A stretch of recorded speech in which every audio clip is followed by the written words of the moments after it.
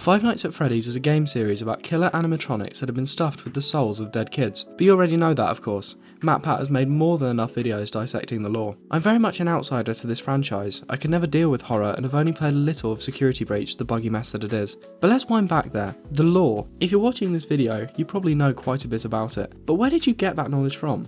Did you play the games and work it out for yourself? Or, more likely, did you see some film theorist videos and become your own internet sleuth? Well, that's what I want to talk about today. Fan bases have an incredible knack at interpreting the story of a piece of media in their own unique ways. But how much does the average person actually know about the lore of Five Nights at Freddy's? And how have the theorists changed this? And just a preface, I have not done much research for this video, as I really want to keep true to the differences between what an average fan and a theorist knows. If I got anything wrong, feel free to correct me in the comments. Please, I need the engagement.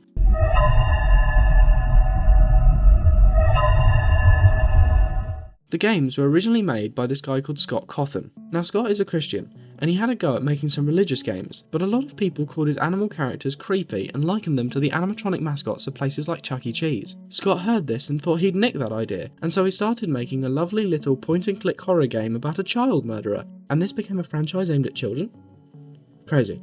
Getting back on track. The main man, not you, made 8 or so games with a few joke tie-ins along the way, before Steelwool took over with Help Wanted, and it was with these new games and Scott's sister location that the series has started to go downhill.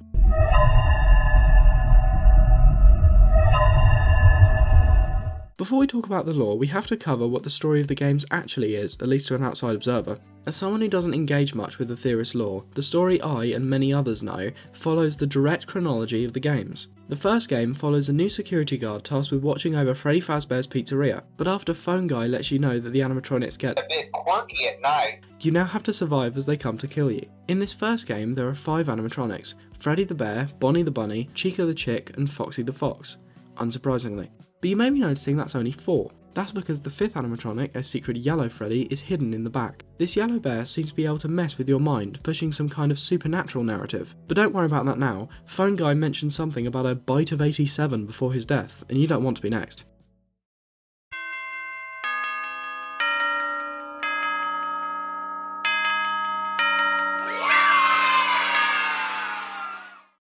The second game is much of the same, with the player taking up the role of a security guard watching over the restaurant, although your name has changed now. And hold on, these animatronics look a little different. And Phone Guy is back?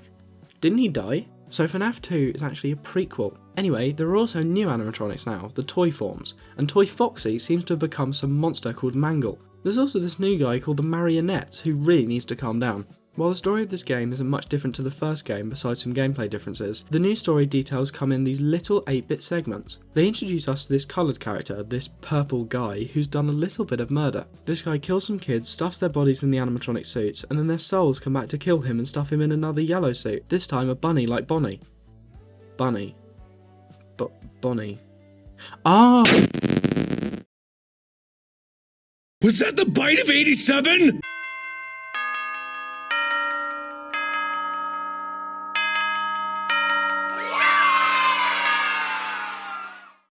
The third game opens by introducing us to the new haunted house Fazbear Fright, where the new phone guy tells us about their time going through what's left of the FNAF 2 pizzeria to fill it. The highlight of this attraction was the yellow bunny suit they'd found, which sounds familiar. This is Springtrap, your new enemy for the game with, well, certainly an interesting jumpscare. From here, the mainline Scott games mainly introduce new protagonists and antagonists for you to come across. FNAF 4 has the Nightmare animatronics as you're a little kid hiding in your bedroom, and FNAF's sister location has Baby, Ballora and a couple of others while you're, yet again, a security guard for the place. But it's from FNAF 3 onwards that Scott really began leaning into the story, as theories online were starting to pick up a lot of traction. More 8-bit segments introduced the player to more characters and past events, like the purple guy being found out to be named William Afton, and his son Michael Afton taking up his dad's purple look. We get to see more of Daddy Afton's murders as the animatronics get more and more advanced, before each building is sentenced to its destruction. But it's when we get to Pizzeria Simulator that things pick up a little. Throughout the game, you are tasked with acquiring new animatronics for your restaurant. This continues for the whole game until one familiar face comes to visit. Springtrap, or as we now know him, William Afton, ends up at your restaurant. But this was not a surprise to you. See, William's old friend and business partner Henry, no last name, has planned for this. When he finally has William where he wants him... Connection terminated. I'm sorry to interrupt you, Elizabeth, if you still even remember that name. But I'm afraid you've been misinformed. You have all been called here. You don't even realize that you are trapped. Your lust for blood has driven you in endless circles, chasing the cries of children in some unseen chamber, always seeming so near, yet somehow out of reach. But you will never find them. None of you will. This is where your story ends.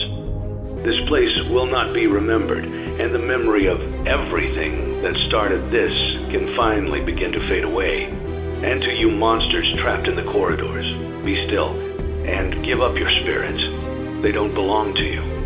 For most of you, I believe there is peace, and perhaps more, waiting for you after the smoke clears. Although for one of you, the darkest pit of hell has opened to swallow you whole. So don't keep the devil waiting, friend. This ends, for all of us, in communication. Most regard this as a perfect ending for the series, coming full circle with Afton finally getting his comeuppance. But new developer Steelwall had a different idea. They brought the series back with the VR game duology Help Wanted, where they reintroduced Afton, this time as Glitch Trap, a virus taking over your game.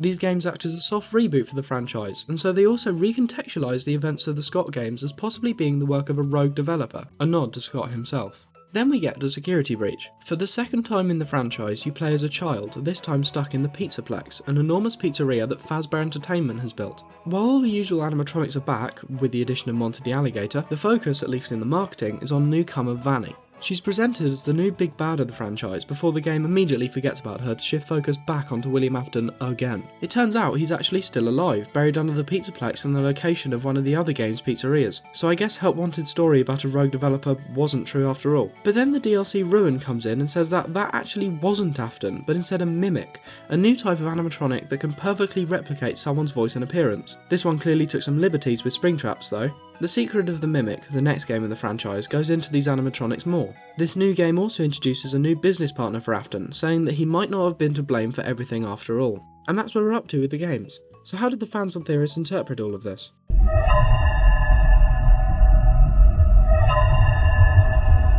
The purpose of delving deep into the lore was first started to make sense of Scott's frankly absurd timeline. With sequels sometimes being prequels and some occasionally dropping that they might all be a hallucination, you can't blame the theorists for trying to make sense of it all. Of course, I'm not going to go over all the lore. It took the game theorists a decade to do that, and I just don't have that kind of patience. But I will talk about what they were able to work out. Firstly, we finally know what order the franchise happens in. We know all of the names of the kids in the animatronics, and we know from external sources like the books and the comics that William was looking to extract a remnant from the souls of these children to experiment with creating life after the loss of his own children. But one of the big things that the theorists have worked to make sense of is how this all came to be in the first place. From Glitch Trap's shoddy costume to the appearance of both a Golden Freddy and Bonnie suit, it can be inferred that Freddy Fazbear's Pizzeria and the character of Freddy himself was Afton's idea, with Henry, new last name Emily, creating Bonnie to match. We also know that the famous Bite of 87 that was shown in FNAF 2 was actually not from 1987, but rather from 1983, and showed the death of Afton's son, the crying child. It's also likely that Gregory, the child character you play as in Security Breach, was Afton's best shot at recreating his child with animatronics. But with all of this lore and new additions to the story, it has had quite the effect on the franchise.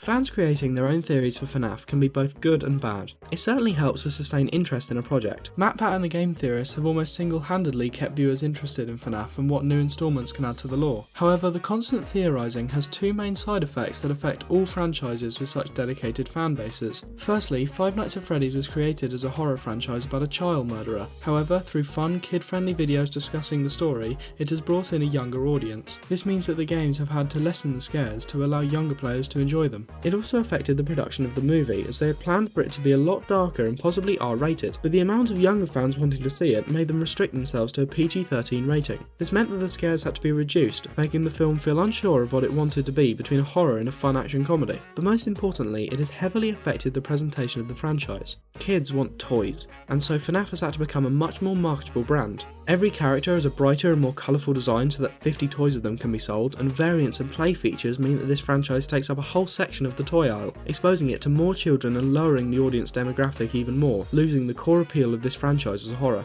But the second point I want to bring up is one that truly affects all franchises, and that's audience expectation. Since the lore of these games has become so popular to theorise about, the games have pivoted to focus on the hidden story elements, sometimes putting the gameplay in the back seat. Not just that, but so many other lore-heavy horror franchises have popped up in recent years trying to capture the same success. This just oversaturates the market and makes it hard for any unique takes on the idea to reach the heights that it should. This affects so many other genres and franchises as so many try to market to this game crowd with Easter eggs and hidden lore implications, reducing the individuality in similar genres.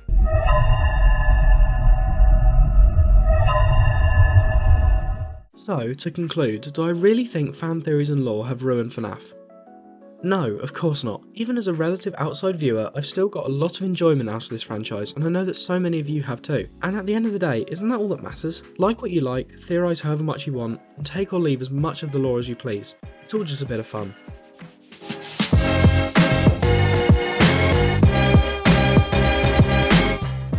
Surprise, I scripted the end card too. Now if you didn't know, I have a second channel called Writer's Blocks where I do occasional Minecraft videos. Since I just made a whole video about FNAF, let me know in the comments if you'd like me to play any of the games over on that channel. I don't like to ask, but like and subscribe, the engagement really helps. So, goodbye.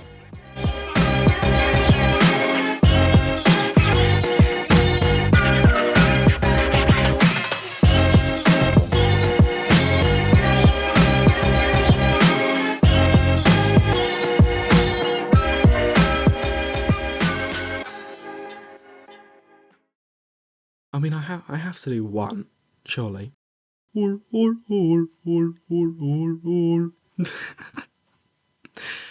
God, I'm tired.